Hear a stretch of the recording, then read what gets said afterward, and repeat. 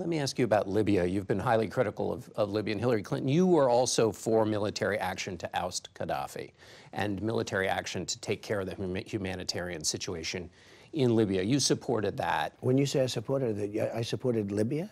Yeah, you supported intervention in Libya. I did? Where do you see that? In a video blog from 2011, you said, "Now, we should go in, we should stop this guy, which would be very easy and very quick. We could do it surgically, stop him from doing it, and save these lives." That's a big difference from what we're talking about. I mean, but you were big for difference. intervention. Don't forget, I'm the only one. I made a lot of money with Gaddafi, if you remember. He came to the country, and he had to make a deal with me because he needed a place to stay, and he paid me a fortune, never got to stay there, and it became sort of a big joke.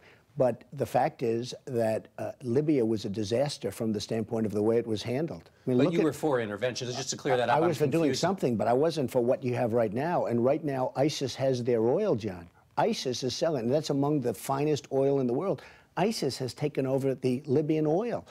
And we don't do blockades. We don't do anything. They're selling it. They're making a fortune with it. So we go out, we do Libya, we do it poorly as you can do it. You can't do worse.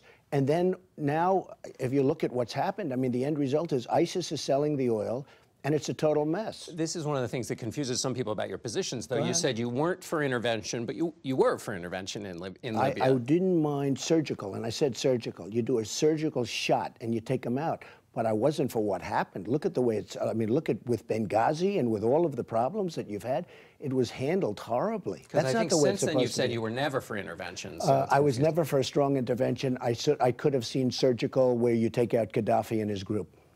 You said Hillary Clinton should go to jail. If the FBI, which is investigating, if there's no indictment, will your Attorney General go after? So I have spoken to, and I've watched, and I've read many, many lawyers on the subject, you know, so-called neutral lawyers, okay? Not even on one side or the other, neutral lawyers.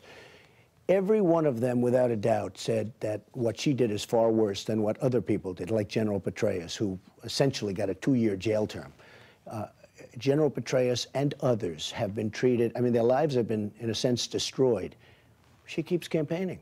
I mean, what she did is a criminal situation. She wasn't supposed to do that with the server and the emails and all of the other. Now, I rely on the lawyers. These are good lawyers. These are professional lawyers. These are lawyers that know what they're talking about and are very well versed on what she did.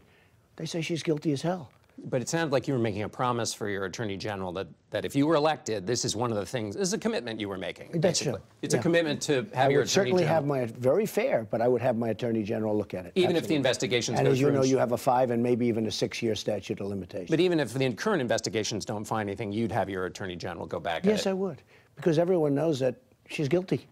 Now, I would say this, she's guilty, but I would let my Attorney General make that determination. Maybe they would disagree, and I would let that person make the determination. And what for you exactly is she guilty of? She is guilty of the server. She is guilty of, you look at confidential information, I mean, all of the information that probably has gotten out all over the world. And then, you know what, she's also guilty of stupidity and bad judgment. But that's not, if that were criminal, we'd all be in jail. No, I'm not even saying that part is criminal, but she's certainly guilty of that. In terms of this country, she is guilty of having just bad. How could she do a thing like this? But what gets him to jail, though? What's the difference here between rhetoric and law? What the lawyers are saying is what she did in terms of national security. They have very strict rules and regulations. She's broken all of them. So the classification issue. She's broken all of them. Of course it is. I mean, she's broken so much.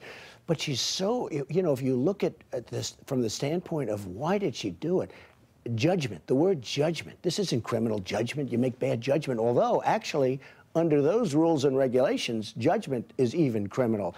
You know, you're not supposed to do it. If you make a mistake, they don't take that into account. Why would a person, and how can a person with this kind of judgment become the President of the United States? Now, think of this. We're in a cyber world. This is a cyber world. This is a very complex, we're in a world like we've never been in before. If we're in a cyber world, and she can't even handle her emails, how can she be president? And we're being hacked all over the place by Russia, by China, probably. I mean, to the best of everyone's knowledge, it seems to be. But listen to this. So we're in a cyber world, and she's playing around with servers and emails. How can she be running this country? She doesn't know what she's doing.